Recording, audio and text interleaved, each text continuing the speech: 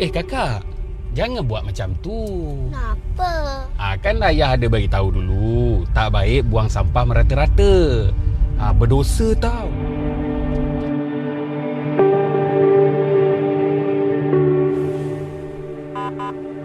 Ni dah kena dah. Saman ni. Tuan. Selamat pagi, Cik. Minta IC, Cik. Boleh. Kesalahan lampu merah, Cik. Tuan, Tuan, kau timas sikit, Tuan. Ayah, janganlah macam tu. Itu kan rasuah. Berdosa tau. Betul apa yang nak Cik cakap. Jangan lama macam tu, Cik. Ni saman. Maaf, Cik ya. Hati-hati madu, Cik.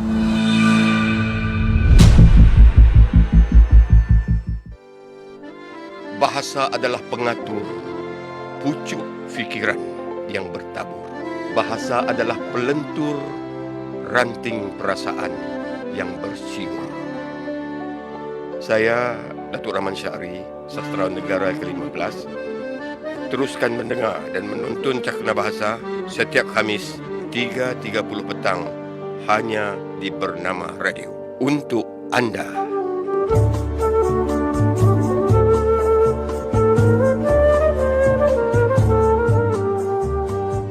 Inilah Bernama Radio untuk anda.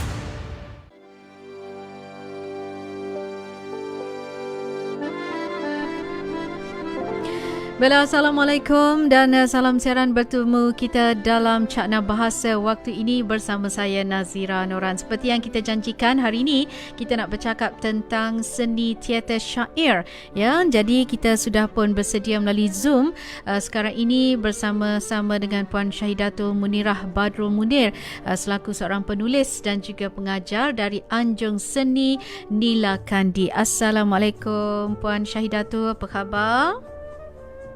Waalaikumsalam warahmatullahi wabarakatuh. Khabar baik. Terima kasih atas undangan.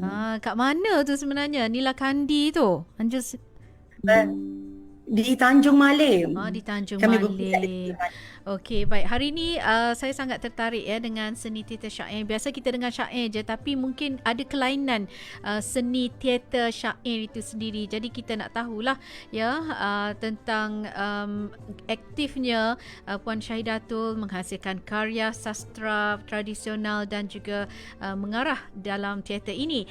Dan Puan juga dikatakan ada menghasilkan karya berjudul Teater Syair Setanggi Ratna Indrapura, ya, dan mengarahkan pementasan teater untuk naskah ini sebanyak 2 kali. Jadi terlebih dahulu mungkin kita nak tahulah apa agaknya konsep teater syair ni, dia macam mana? Setiap kali nak buat persembahan tu kena bersyair ke ataupun macam mana, Puan? Silakan. Baik, terima kasih. Jadi sebenarnya kalau kita dengar kan teater syair ada 2 bidang yang disekalikan, iaitu kalau teater tu kita tahu satu bentuk seni persembahan di atas pentas dengan ada skrip dan juga tingkah lakunya lah, gerak-geri lakon. Dan kemudiannya yang kedua, kita tahu syair merupakan salah satu daripada sudut sastranya, merupakan salah satu daripada puisi tradisional. Jadi 2 medium yang berbeza yang saya sekalikan di atas pentas. Jadi apabila kita bercakap dalam konteks teater syair, memanglah skrip itu di samping saya hanya menulis skrip seperti biasanya teater berlangsung, kita letakkan syair di situ dan syair itu turut berfungsi sebagai skrip. Jadi dalam syair itu ada penceritaan dan sebagainya yang perlu dilakonkan dan didendangkan. Jadi itu adalah teater syair secara konseptualnya. Begitu. Baik. Macam mana nak menghasilkan ataupun idea datang nak menghasilkan teater syair tu? Terbentuk susah ke? Ataupun dia kena buat syair dulu ke? Kena buat jalan cerita dulu ke? Macam mana, Puan? Baik, yang ini panjang sikit saya minta izin. Jadi ceritanya ketika konsert syair Melayu pertama, kalau ikut kita punya maestro syair iaitu Ruslan Madun, beliau kata ini konsert syair Melayu pertama dunia lah yang berlaku pada tahun 2016 di Dewan Bahasa dan Pustaka. Waktu itu beliau minta saya tulis syair daripada sejarah Melayu, buku Sulalatus Salatik. Jadi pada waktu itu beliau kata kepada saya, boleh tak jadi pengacara majlis dan tulis syair. Tapi beliau tak mahu kalau dalam persembahan itu ada pengacara majlis yang dipersilakan pendendang seterusnya, sebab akan mengganggu mood pendendang. Betul juga kan, kalau kita nak dengar syair yang panjang, tiba-tiba sekejap-sekejap masuk pengacara, ia mengganggu. Jadi pada waktu itu saya tampil dengan membuat cerita Lipur Lara, okey, dan kemudiannya daripada cerita Lipur Lara itulah lepas tu masuk pendendang, kemudian masuk balik Lipur Lara, lepas tu masuk pendendang. Itu yang pertama. Kemudian tiba-tiba pada tahun 2019 pada waktu Festival Setanggi Antarabangsa dilangsungkan di Kuantan, sekali lagi beliau minta saya menyediakan teks syair, tapi jadi pengacara majlis juga dan minta konsep yang sama pada tahun 2016. Dan pada waktu itu beliau minta saya tulis cerita daripada sejarah Kerajaan Pahang. Waktu itulah saya tampil dengan takkanlah nak buat yang sama kan, nak buat Lipur Lara lagi. Jadi saya terfikir Lipur Lara pun satu teater juga bila apabila saya lakukan eksperimental tersebut pada tahun 2016. Jadi pada tahun 2019 saya fikir, apa kata kalau kita dah buat satu cerita sejarah tentang Kerajaan Pahang, kita tampilkan dalam bentuk teater. Kalau dalam bentuk teater tu lagilah tuntas, faham dan ada unsur emosi dan sebagainya. Masuk pula syair, kan tentulah apa cengkaman emosinya lebih terasa. Jadi pada waktu itulah saya terfikir untuk buat teater syair. Dan kemudiannya sebenarnya saya ni ada beberapa nak kata macam keresahan, walang hati saya kadang-kadang bila saya melihat orang bersyair.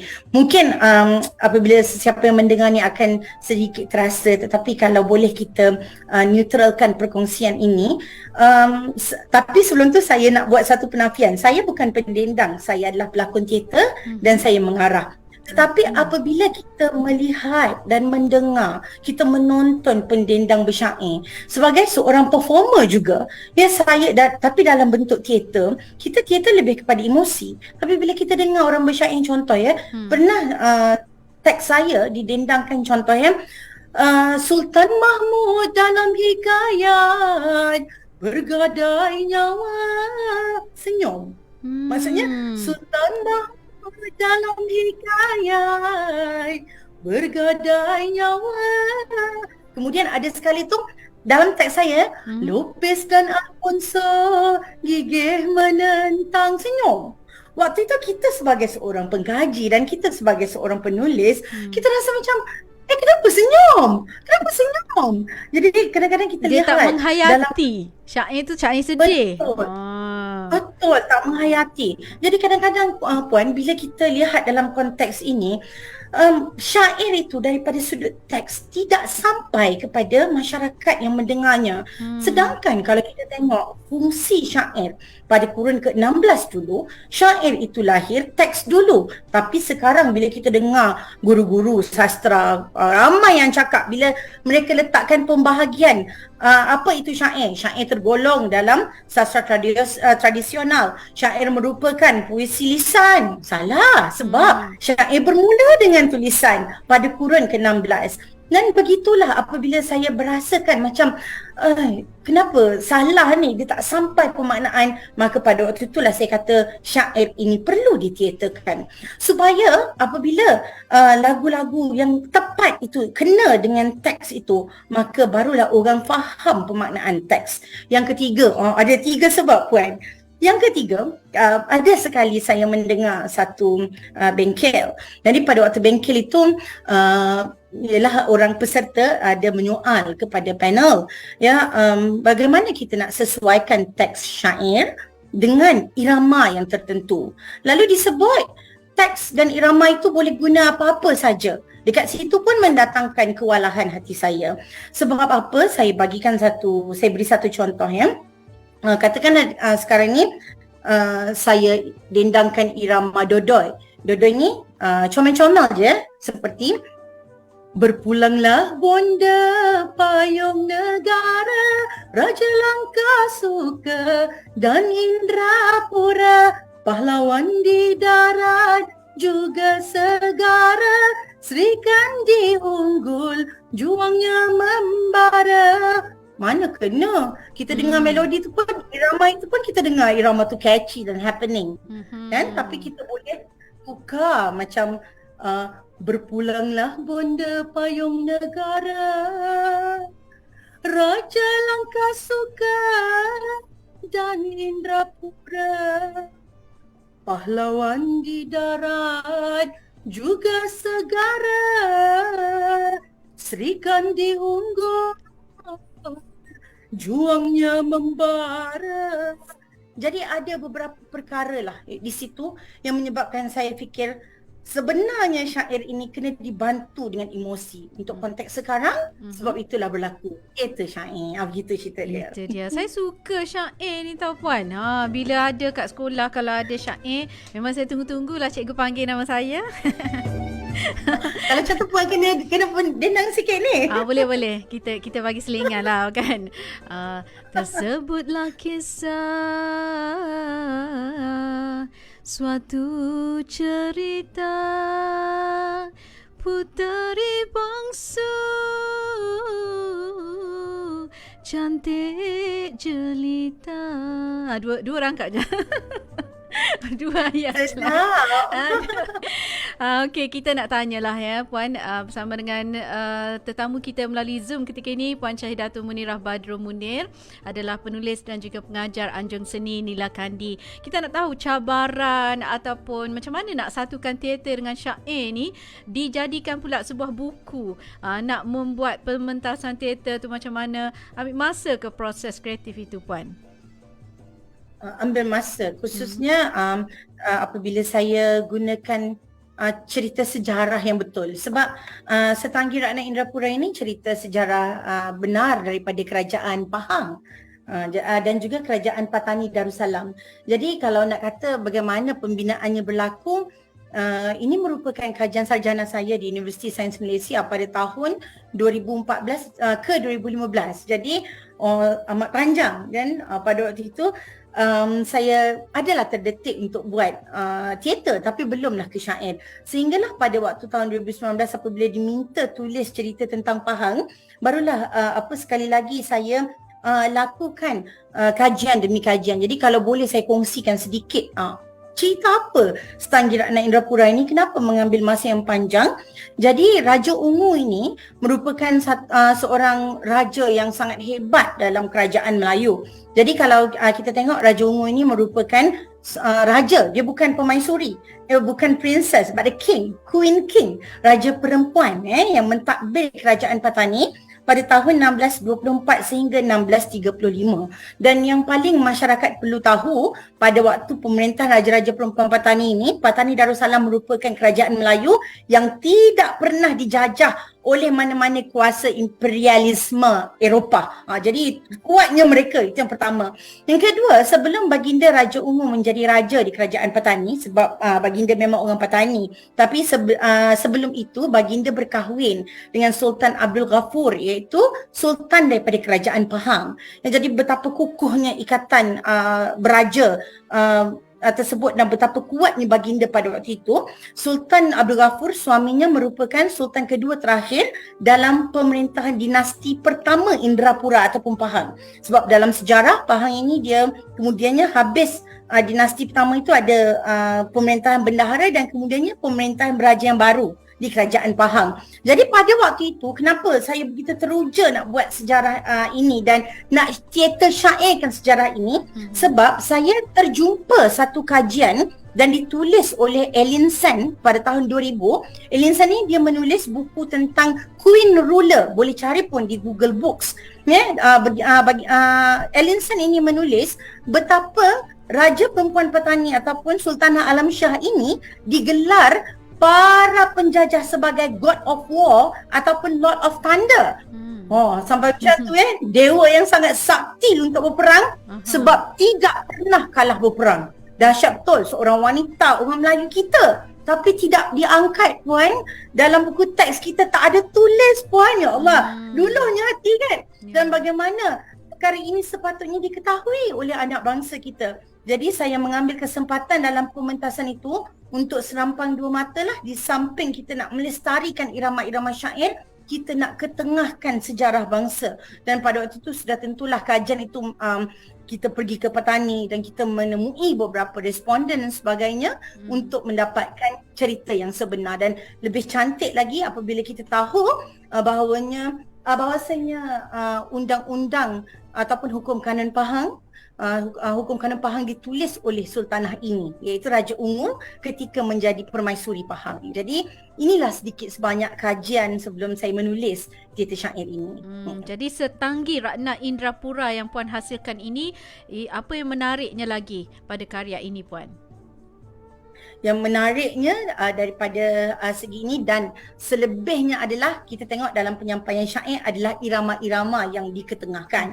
Jadi antara irama yang diketengahkan, sebab selalunya macam tadi kan kita dengar Puan DJ kita berdendang irama Selendang Delima kan. Dan kemudiannya kita selalu kalau kat sekolah-sekolah cikgu suruh dendang, itulah antara irama yang famous yang selalu kita dengar. Tapi jarang orang tahu bahawa irama syair ini kalau ikut penemuan daripada Roslan Madon, daripada Dr. Muhammad Nasir Hashim, Dr. Indirawati, Dr. Zahir, dan kemudiannya daripada pendendang-pendendang yang datang ke Malaysia seperti Fauziah Maharani, Nelly Ali dan sebagainya.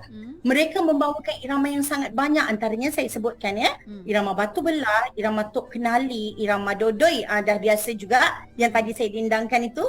Dan seterusnya irama Siti Zubaidah Pekanbaru, irama Bergondak, irama Rawi, irama Melalak dan kemudian irama Narasi.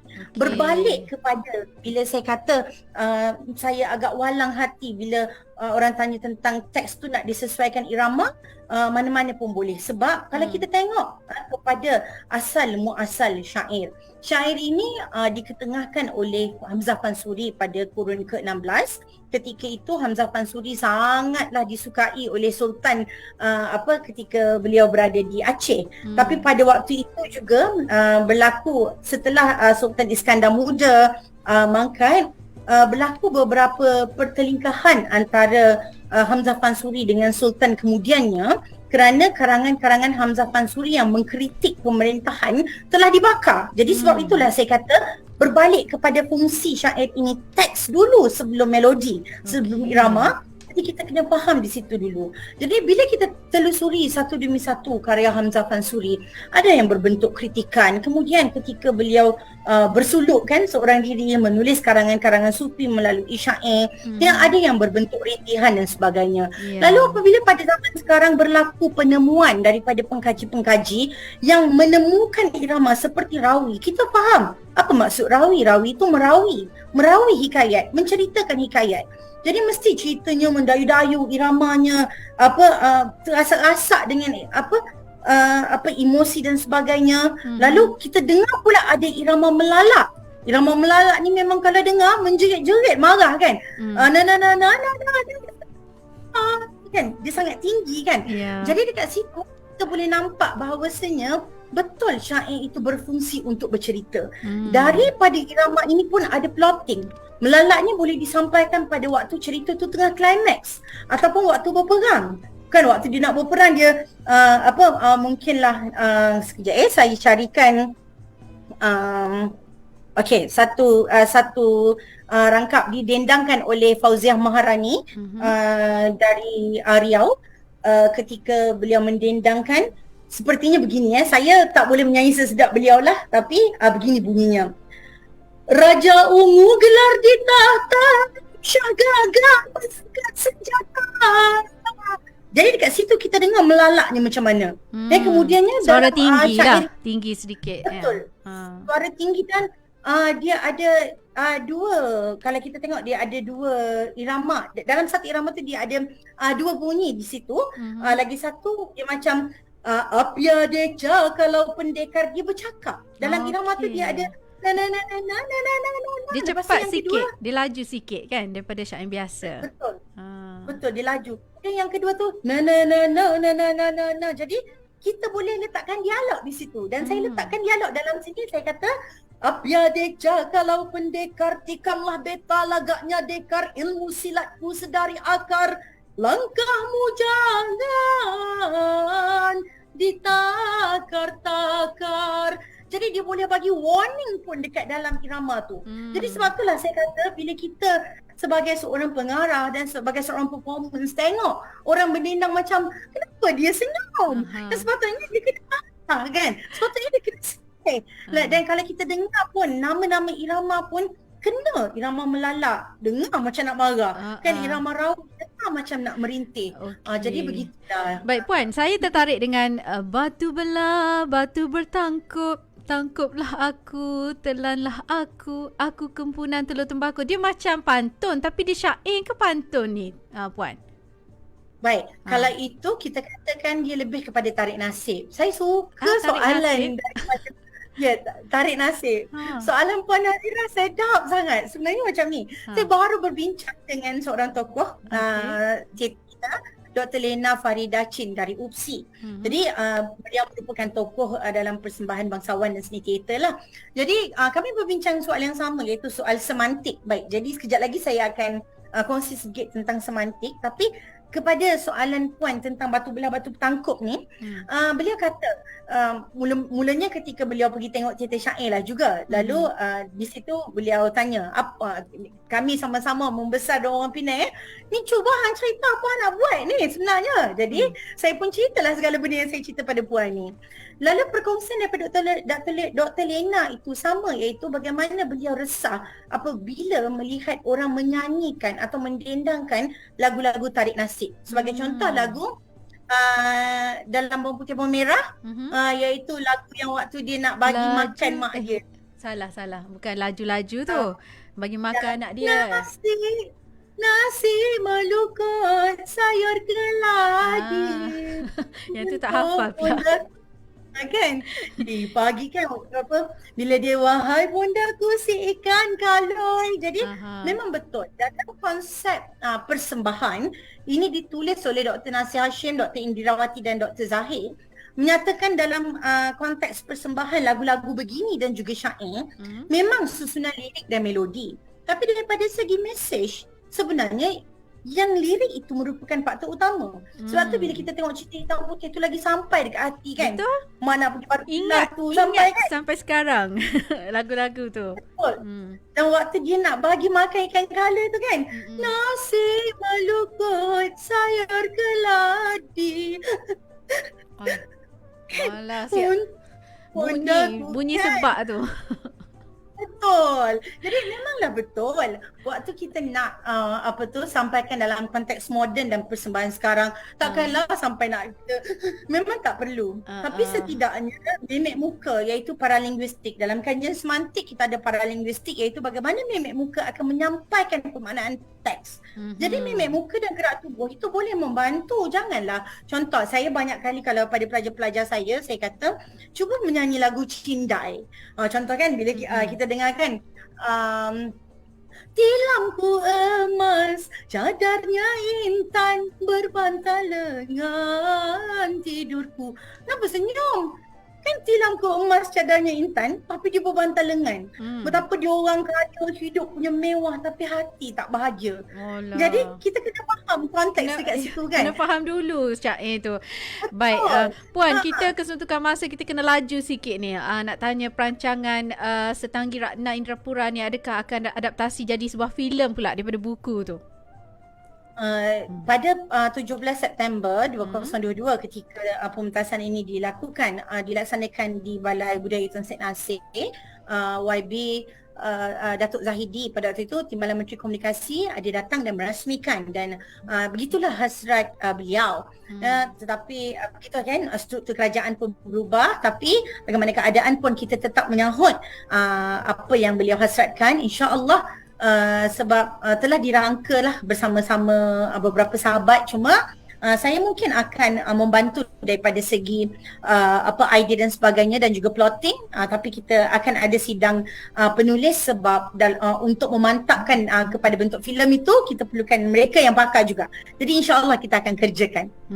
Okey, akhir sekali Puan, kita tak tahu kan zaman budak-budak sekarang ni dia suka syair ke tak, tapi saya suka kalau cerita zaman dulu dia terkesan.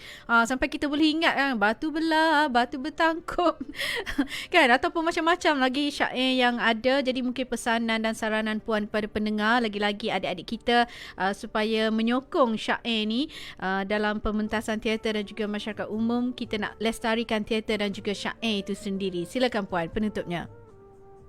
Baik, sebenarnya kita kena berterima kasih kepada semua yang membantu mengkomersialkan dan melestarikan syair sekarang.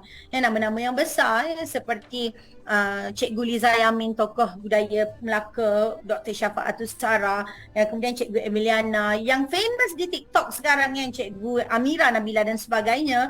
Kita memerlukan mereka sebab apabila syair ini disampaikan secara komersial pun anak-anak akan tertarik kan. Jadi kita tak nafikan daripada sudut itu. Dan kemudian apabila mereka berminat dengan irama, dan kita tengok sekarang ni pengembangan berlaku sangat banyak. Sekolah-sekolah menengah, sekolah rendah, malah tadika pun memang dah mula mengembangkan syair, dan kita tengok anak-anak sangat suka. Jadi bila kita lakukan teater syair ini, biarlah pelaksanaan itu nampak sekaligus dengan kita nak memaknakan teks. Jadi insya-Allah bila kita komersialkan dalam pelbagai bentuk, nak tak nak orang akan mula tahu, sebab sekarang ni algoritma daripada media-media sosial pun, dan terutama daripada social ads dan sebagainya, memang akan membantu. Betul. Jadi kalau kita boleh berkolaborasi dengan pelbagai lagi sektor kan untuk komersialkan syair ini, saya yakin dan percaya orang akan tetap pulang kepada asal muasal tradisi kita. Sebab saya ambil satu contoh puan, bila kita nak tidurkan anak pun sampai sekarang,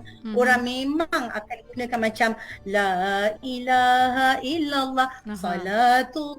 Jadi semua itu pun terdapat pun dekat dalam irama-irama yang ada dalam syair pun ada, dalam nazam pun ada. Betul. Dan kalaulah dekat TikTok sekali adik tu menyanyi lagu ala kacang ketot bilanglah satu-satu sampai famous Malaysia, saya rasa syair pun boleh jadi macam tu. Itu dia. Betul tu, kacang ketot ke apa-apalah ya yang seronoknya.